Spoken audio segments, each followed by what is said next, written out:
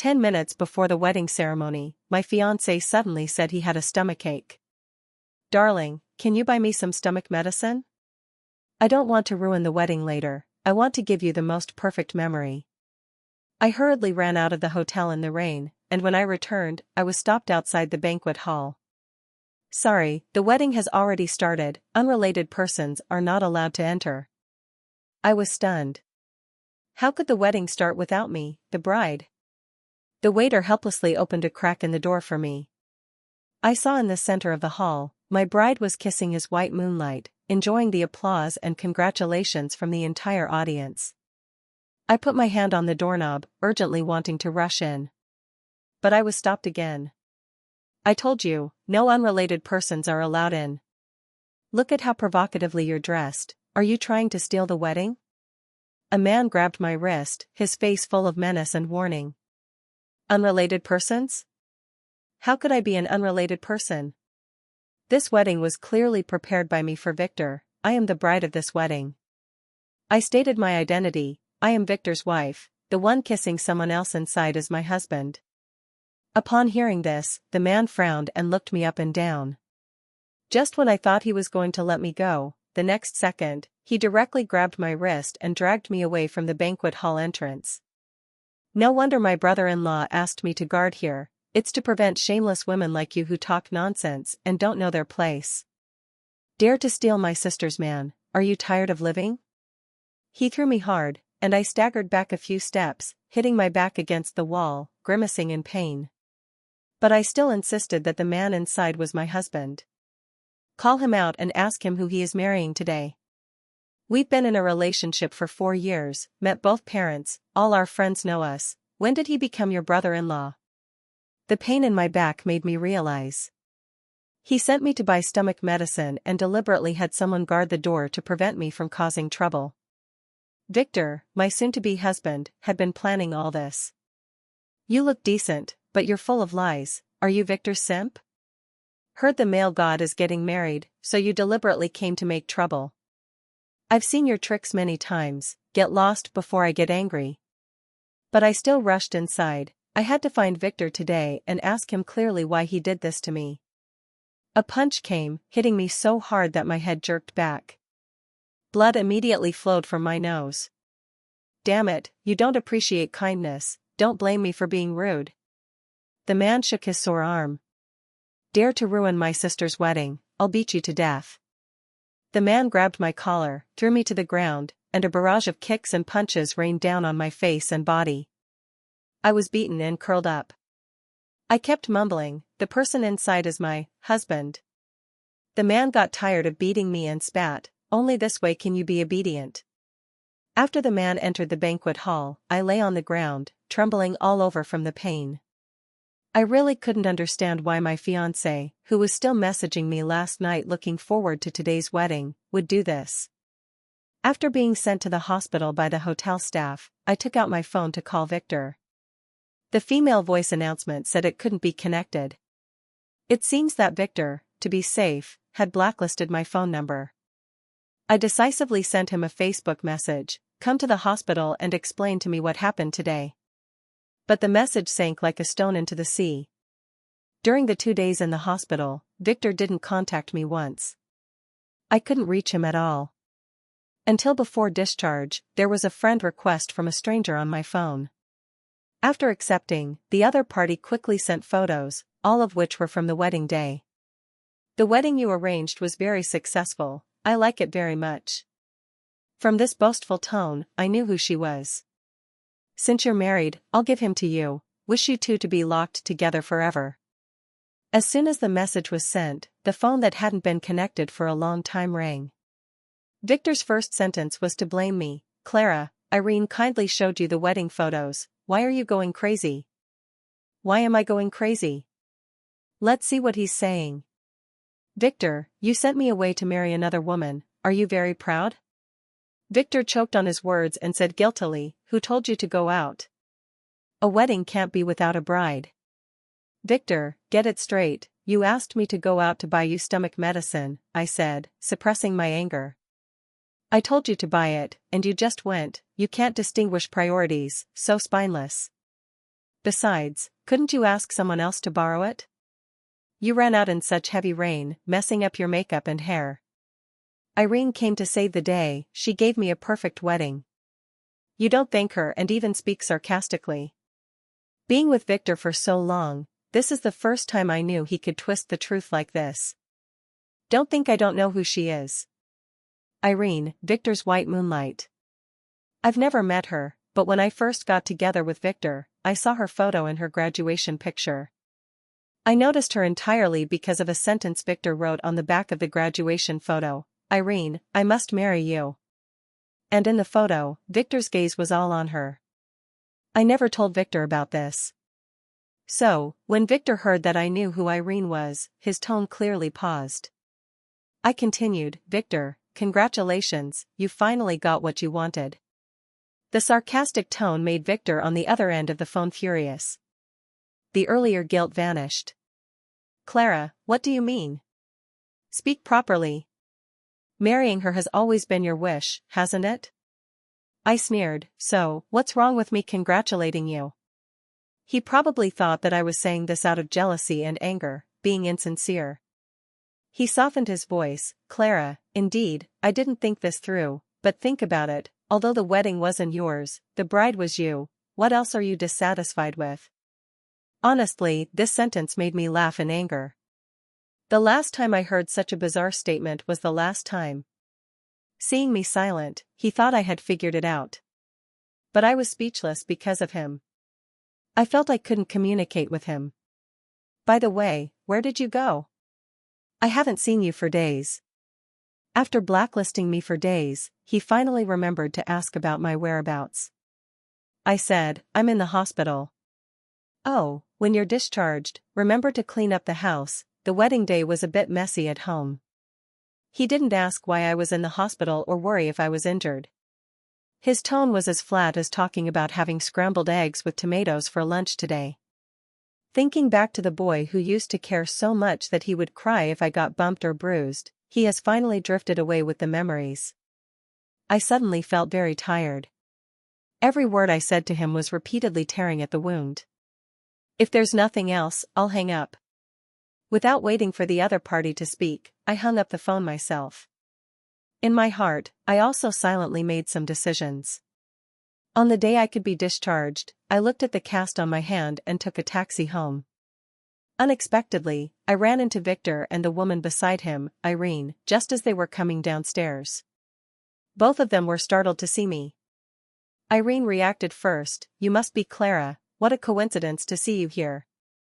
Victor and I are about to go on a trip for a week, do you want to join us?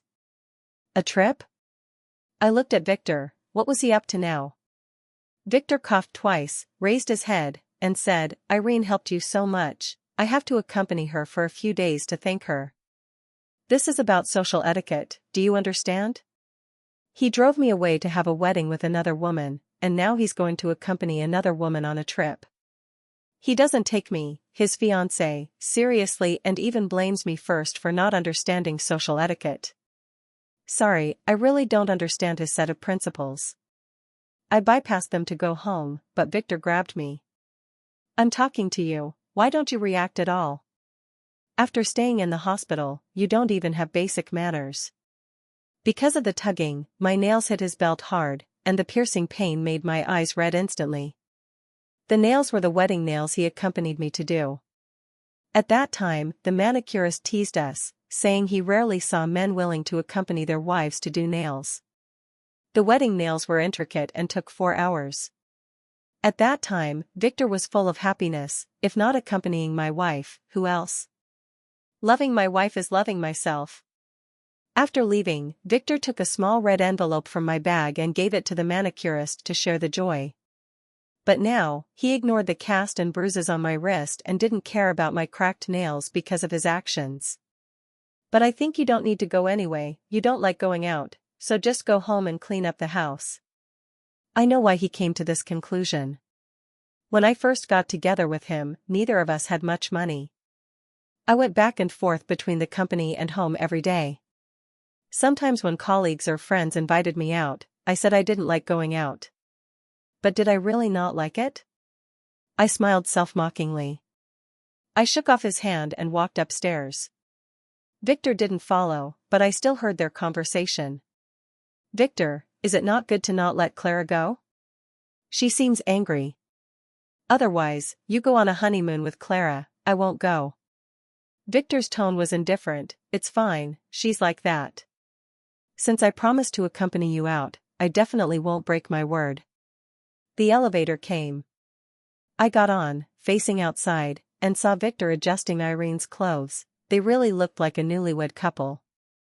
Back home, the moment I opened the door, a fermented alcohol smell mixed with a foul odor hit me, making me step back 2 steps to check if it was my house.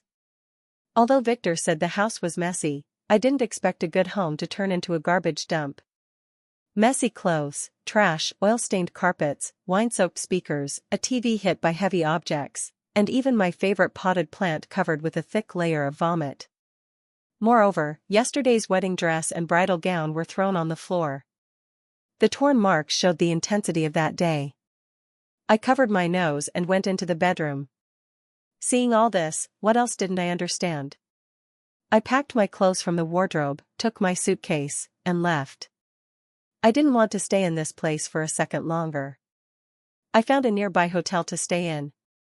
I dialed my father's number, whom I hadn't contacted for a long time. When the call was answered and I heard my father's voice, feelings of grievance surged out instantly. My father probably sensed something. "Child, what's wrong?" I steadied my emotions and said, "Dad, the blind date you mentioned before, is he still willing?" He probably understood that I had been wronged here. "Child, come back, Mom and Dad are waiting for you at home." My father's voice was also choked.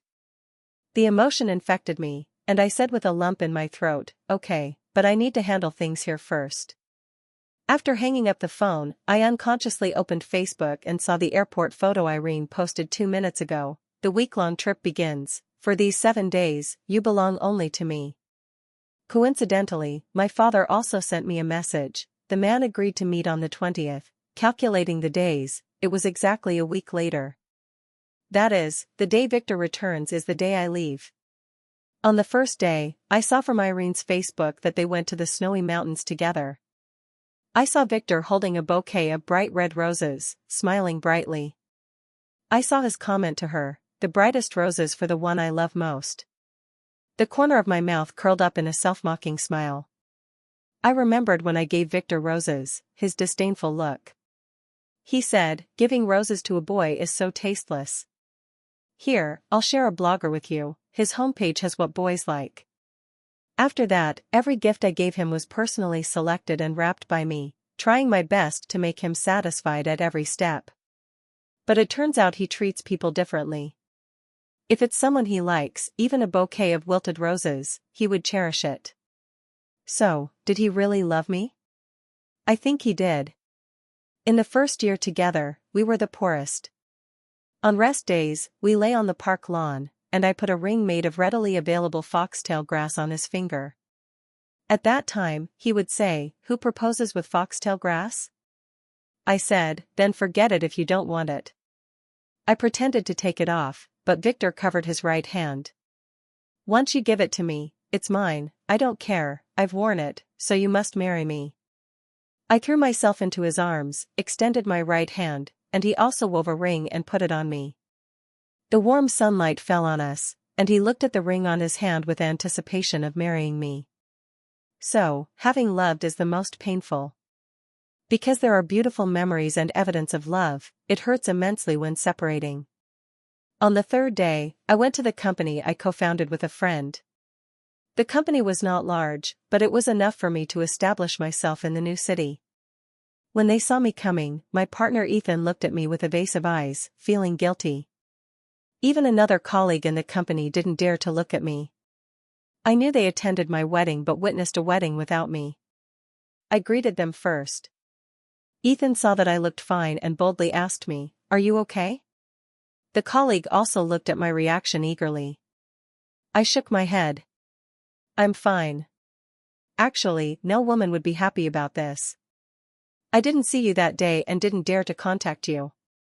I heard from Victor that you deliberately ran out before the wedding started. and he had no choice but to find someone to replace you to complete the wedding. I know you're not that kind of person, but after all, it's your family matter, and it's not good for me to ask too much. Ethan watched my reaction with every word he said. Seeing that I just quietly listened to him finish, he was unsure for a moment. Finally, he asked, "So, what are you two now?" "Of course, going back to my hometown to get married," I said. Ethan and the colleague frowned. "Still getting married? But it's good, you got married here without your parents coming, so you definitely need to have another ceremony back in your hometown." I knew they misunderstood. I explained, "Not with him. I'm planning to go back to my hometown. My parents introduced me to a guy, and if it goes well, I plan to marry him." Ethan stared at me in astonishment, feeling like I was jumping from one fire pit to another. "Does Victor know?" From what he knew, although Victor did something bad at the wedding, he probably didn't want to separate from Clara. "Does he need to know?" Ethan suddenly fell silent. His anger turned into silence. I patted his shoulder and said lightly, "It's okay, I'm fine, and it's not a rash decision. I came today to discuss something with you." "What is it?" "I plan to give you the studio." The studio was co-founded by Ethan and me. When I eloped with Victor to a strange city and was preparing to establish myself in the new city, I looked for a job. But when they saw my resume, graduated from a prestigious university, work experience in a listed company, excellent in all aspects, they all asked one question: "Why did you leave Dongyang Group, and what was the reason?" Dongyang is a top company. Leaving there without stating the reason made them worry if I had committed some offense. Plus, I was unwilling to say more, so they all rejected me. Later, I gave up. Just when I was about to find a job that didn't require a degree to transition for a while, I met Ethan. He had been repeatedly rejected, and so had I. We looked at each other, hit it off, and decided to start our own business. Over the years, the studio had achieved some scale. So, when Ethan heard that I was going to give him the studio, his mouth opened wide enough to fit an egg. "You don't need to be surprised. Since I've chosen to go back to my hometown, I probably won't come back here again. You're very capable. I believe you can run the company well." Ethan knew my temper and knew I had made up my mind. He didn't persuade me anymore. "Okay, rest assured, I will definitely make it bigger and bigger, but you don't need to give it to me, you can take the shares." I thought about it and agreed. We had a meal together at last. While waiting for the dishes, I opened Facebook again and saw what Irene posted, a bowl full of peeled shrimp. I also have a boy who is willing to peel shrimp for me. The picture of the bowl full of shrimp overlapped with the past. At that time, Victor and I lived in a basement, and Victor worked as a waiter in a restaurant. That evening, Victor came back with a bag of cold-boiled shrimp, excited and proud. "Clara, look what I brought back, there's a pound of shrimp." I saw a table of guests didn't finish it, so I secretly packed it to bring back. "Try it quickly." I told Victor that I never eat shelled food. "Ah? Sorry, I didn't know." Victor lowered his head, looking like a child who had done something wrong. I kissed his cheek. "It's okay, don't waste so many shrimp. You go take a shower, I'll handle it." When he came out after the shower, the shrimp were not only reheated but also peeled and neatly arranged in a bowl. I remember Victor was moved to tears, hugging me tightly with the scent of shower gel. "Clara, why are you so good?" I looked at him amusedly. "You're my boyfriend, if I'm not good to you, who should I be good to?" The next rest day, he sneaked out. When he came back again, his hand was bandaged, and he handed me a glass lobster ornament.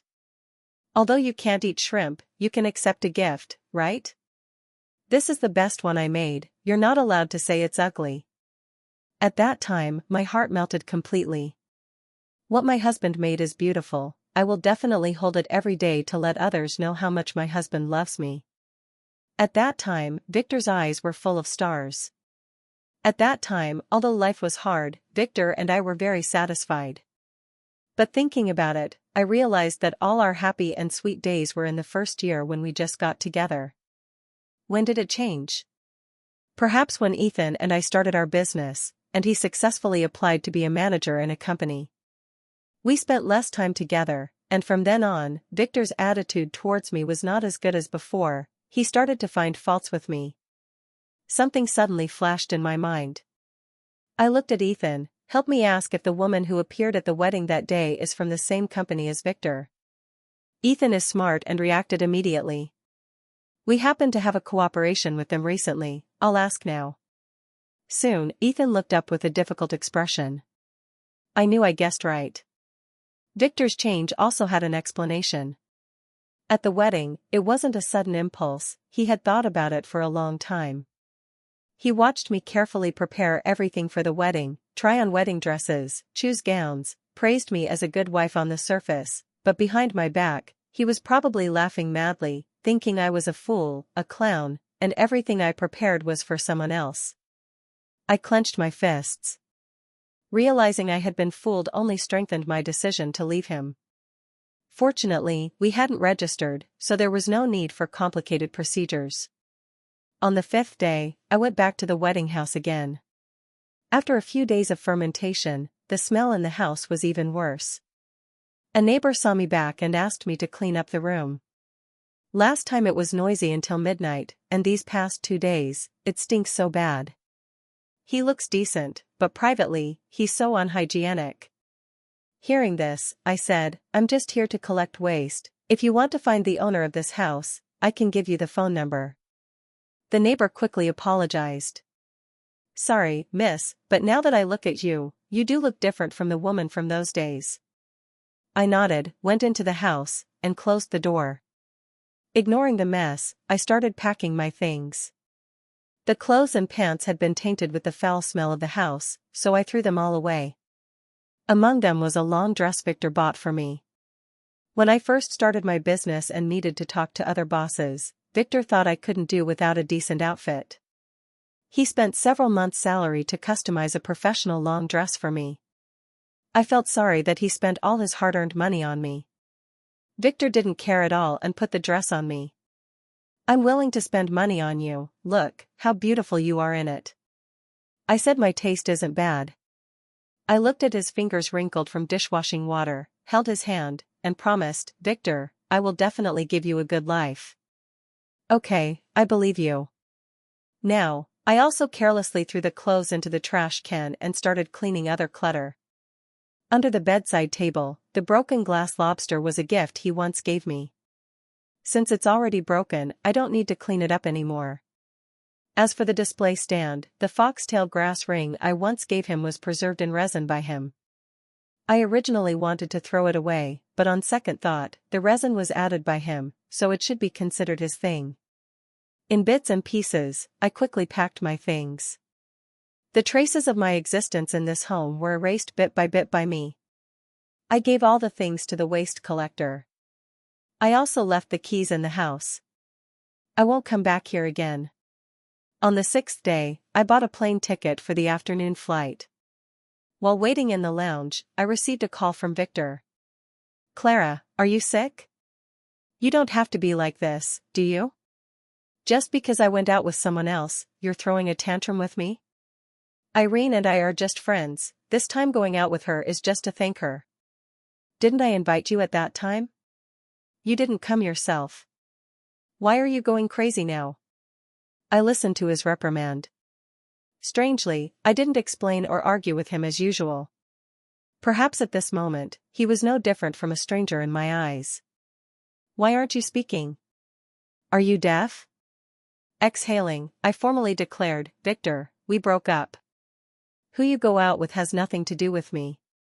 Clara, you really don't need to be like this. If you really care about the wedding, at worst, we can have another one. No need, I don't care. Hearing this, he paused and sighed. You gave my phone number to the neighbor, right? I know you're retaliating against me, how could you really break up with me? Alright, I won't hold it against you, don't be angry anymore. I called a cleaner to come, go open the door. Without waiting for him to finish, I hung up the phone. Hearing the announcement that the plane was about to take off, I turned and left. As for the rest, let it rot here slowly. When I got off the plane, I didn't expect my parents to come pick me up. They looked at me with tears in their eyes, and the servant took my luggage. I looked at them and was about to ask how they knew I bought today's ticket. On second thought, with their abilities, what couldn't they know? For so many years, they let me be outside without coming to find me. It was just what I said when I left them, Dad, Mom, I've grown up, I have my own thoughts and life. Victor is the man I like, I want to marry him. As for the arranged marriage you mentioned, I can't marry someone I've never met. You've controlled me for so many years, it's time to let me be free. But now, looking at my parents with graying temples, I finally understood that no matter how far I fly, it's never as good as home. Following them back home, I found my room was still the same as when I left. The servant told me that since I left, my mother would come to see my room every day, and my father would sometimes come in to sit. He told me, they miss you very much but are afraid of disturbing you. I began to regret what I had been doing these years, making the people who truly love me sad. Going downstairs, the dining table was already set with my favorite dishes. My mother served me food and asked if I was really not leaving this time. Yes, I'm not leaving. To make them believe, I continued, didn't you say to have a blind date with the young master of the Chi family? I've decided to listen to you from now on. My parents exchanged a glance. By the way, that child said that when you go on the blind date tomorrow, bring a honeysuckle flower. Honeysuckle? What kind of request is that? Although puzzled, I still went to the appointment the next day. I had never seen him. But when a boy in sky blue casual sportswear was waiting by the roadside, my first reaction was that it was him. I walked over and asked, "Are you Daniel?" The boy nodded. "Clara, long time no see." He directly took the honeysuckle from my hand, smiling brightly with his white teeth. This smile, I seemed to have seen it somewhere. I asked my doubt, have we met somewhere? Seeing that I really didn't remember him, Daniel's sunny and handsome face instantly drooped. It seems you really don't remember me. His aggrieved look was like a puppy? I remembered. When I was 13, I had a serious illness. After being hospitalized for several days, I was suffocated, so I shook off the bodyguards and went outside to breathe. I lay on a tree trunk, enjoying the long-lost air. Until a little boy in a wheelchair also came under the tree. The little boy asked the nurse to leave, he wanted to be alone for a while. Originally, I didn't plan to talk to him. But the next second, I heard the boys sobbing. Annoyed by the crying, I asked him what was wrong. He was startled by me, but perhaps because we were peers, he said to me, "The doctor said I would become a cripple in the future. I don't want to be a cripple, I still want to dance." I looked at his legs, not understanding how serious his injury was, but boys love to run and jump. Coincidentally, there was a small honeysuckle flower climbing on the tree branch. I picked it and gave it to him. "I think your legs look healthy, don't cry. Here, this is a honeysuckle flower, believe me, before winter comes, your legs will definitely be better." The boy took the flower, his red eyes looking at me, "Really?" "Definitely true, if not, come find me, and I'll take responsibility." Seeing my expression of sudden realization looking at his legs, Daniel knew I remembered. "My legs are better, are you still willing to take responsibility for me?" In a daze, I inexplicably walked out of the Civil Affairs Bureau with Daniel. Looking at the red book in my hand, I was still confused. Wasn't it just a blind date today? How did we get married? Daniel looked at my dazed expression and affectionately held my hand. "I just went abroad to rehabilitate my legs, and you ran off with someone else. This time I seized the opportunity, I absolutely can't let you have a chance to regret again." "But..." Daniel's tone changed, and he lowered his head to kiss my lips. "The certificate is stamped, I also need to stamp you." I was dumbfounded. My heart couldn't help but beat wildly. Daniel saw my ears red as if bleeding and my chest heaving violently. He tilted his head, blinked, and looked at me. "Next, let's take wedding photos. I can't wait to marry you and take you home." The whole day, I felt like I was in a dream. Daniel and I didn't look like we were meeting for the first time. Even the wedding photographer said that the affection between us was about to overflow the screen. We were the most matching couple he had ever photographed. Before, I thought a day was very short, passing without doing anything. Only today did I realize that a day can accomplish so much: deciding on a major life event, taking the most important photos of a lifetime, and finding a lifelong partner. "Why don't you post on Facebook?" Daniel asked me. "What? You don't regret it, do you?" I paused. "Post on Facebook?" I remembered that after taking wedding photos with Victor, I also posted on Facebook. At that time, I wanted everyone to know that I was married to the man I loved most. But when I asked Victor to post, he said, "We're married, what's the point of showing off on Facebook?" I don't have that habit. But actually, he was afraid of being seen by Irene. This time, Daniel and I not only posted wedding photos but also photos of our marriage certificate. Facebook was full of blessings. Some people were wondering why the groom had changed, but I didn't explain. But the next moment after putting down the phone, a strange call came in. After answering, Victor's voice came through. "Clara, who did you marry? How dare you betray me?" I guessed this was Irene's phone, but I didn't know where he got the news from until Ethan's voice came from the phone. "Clara, I was just looking at your Facebook post, and he happened to come in and see it." I didn't tell him on purpose. I know what kind of person Ethan is, so naturally, I believed him. But since he contacted me, I might as well make it clear to him. "Victor, as you can see, I'm married. As for betrayal, who betrayed whom, I think you know better than I do." Victor didn't believe the news of my marriage at all. "I know how much you love me, would you marry another man?" "Clara, even if you want to lie to me, find a better excuse." "Alright, I know what you care about, rest assured, the house has been cleaned, and Irene will leave. We can have the wedding you want again. I'll wait for you at home." Impervious to reason, he still didn't believe I was married. Daniel beside me gestured for me to give him the phone. He took the phone from my hand and said, "Victor, right? I'm Clara's husband, welcome to our wedding." Victor's voice came through. "Clara, overacting is not interesting. I've already compromised to have another wedding with you, what else are you dissatisfied with? Do you have to disgust me like this?" Daniel said, "Sorry, the one having the wedding with her is me, you have no chance." "Clara, I'll give you one more chance, are you coming back or not? If you keep this up, I won't register with you. Speaking of which, I really have to thank you for not registering with him, otherwise, my marriage with him wouldn't have been so smooth. Ex-bro, Clara is now a married woman, remember not to pester her anymore, or I'll be jealous." After saying that, she hung up the phone without hesitation and blacklisted the number. When returning the phone to me, he looked at me with a guilty expression.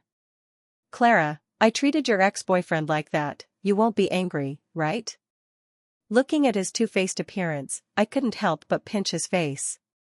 Very cute. When I realized what I had done and said, both of us blushed shyly. My parents were surprised when they learned I had registered. They asked when we planned to have the wedding, and Daniel rushed to answer, "Next week, we'll get married next week." I've wanted to marry Clara for a long time, since 10 years ago. After all, both our families are wealthy. Although the time was tight, nothing was missing, everything was done to the highest standard.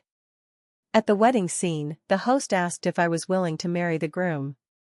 I looked into Daniel's sparkling eyes and was about to say I do. But I was interrupted by a voice, "I object." The wedding door was opened, and Victor, wearing a suit, ran to me breathlessly. "Clara, I object to you marrying him. Look, I'm wearing a suit, I came to marry you. I brought my ID, divorce him and marry me, okay? I don't mind that you're remarrying." As he spoke, he extended his hand, revealing the ring on his ring finger. It was the foxtail grass ring. From the color, it seemed he had damaged the resin to take out the ring. But after the passage of time and his rough way of taking it out, the ring was already badly damaged. Just a light touch, and the ring would turn into a pile of grass ash. I did just that. With a light twist of my fingers, the ring broke and turned into trash. Victor looked at my action in disbelief. Clara, why? This is the ring you gave me. We've broken up, there's no need to keep such things. I didn't take it away at first because I thought the recreated item belonged to Victor. Now that it's just foxtail grass, destroying it doesn't matter. Clara, do you really not love me anymore? I really know I was wrong, please don't abandon me, okay? I just wanted to give my youth an explanation, I didn't want to lose you. Irene has left too, she won't appear in front of us again. Will you come with me? He tried to grab my hand, but I dodged, and Daniel stepped forward. Mr. Victor, please leave. This is Clara's and my wedding. If you continue to make trouble, I'll have to call the police. Victor was unwilling to leave until the door was opened again. Irene walked in. Victor, he doesn't want you, I want you. Come with me. Irene came because I sent her a message. I looked at her and said, take him away. After dragging and pulling, Victor finally left.